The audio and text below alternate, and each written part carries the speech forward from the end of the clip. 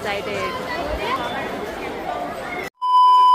Hello everyone, কেমন আছো সবাই? আশা করছি সবাই অনেক ভালো আছো, আর আমিও অনেক ভালো আছি। তোমাদের সাথে অনেক দিন কোনো ভ্লগ শেয়ার করা হয় না, তাই ভাবলাম ছোট্ট একটা মিনি ভ্লগ নিয়ে তোমাদের কাছে হাজির হই। আজকাল কাজ নিয়ে একটু বেশি ব্যস্ত থাকছি, আগেও থাকতাম বাট এখন একটু বেশি থাকছি, কারণ তোমরা অনেকেই জানো আমি এখন একটা নতুন কাজে জয়েন করেছি।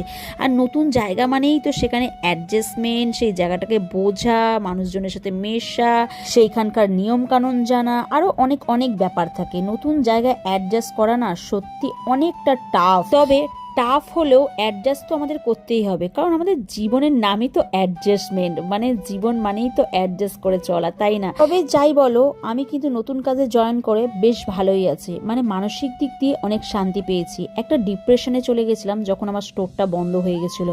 মানসিক অশান্তিতে ভুগছিলাম যে কবে আমি নতুন কাজ পাবো। তবে ওই যে একটা কথা আছে না, যার শেষ ভালো তার সব ভালো।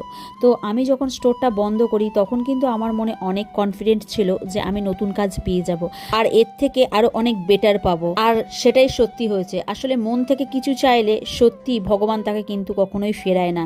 আমার মন থেকে প্রচুর ইচ্ছা ছিল যে আমি চন্দননগরের ভিতরেই কাজ করব, আর আমি কিন্তু চন্দননগরের ভিতরেই কাজ খুঁজেছি। তবে তোমাদেরকে আমি এখনো পর্যন্ত কোনো ভিডিও সেরকমভাবে শেয়ার করতে পারিনি যে আমি কোথায় কাজ করছি, জায়গাটা কেমন, স্টোরটা কেমন, সবকিছু তোমাদের সাথে আস্তে আস্তে নিশ্চয়ই শেয়ার করব। এখন তো নতুন, একটু পুরনো হই, আস্তে আস্তে তোমাদের সাথে সবই শেয়ার করব। তবে তোমাদেরকে মেন ভিডিওর পার্ট তো আমি বলতেই ভুলে গেছি, যেটা হলো গিয়ে আমার ছুটির দিন আমি ছেলেকে নিয়ে গেছিলাম স্কুলে, কারণ ওর স্কুলে ছিল সরস্বতী পুজোর খাওয়ান দাওয়ান, আর আনফর্চুনেটলি সেদিন আমার ছুটি ছিল, তাই আমি ছেলেকে স্কুলে নিয়ে গেছিলাম। বহুত দিন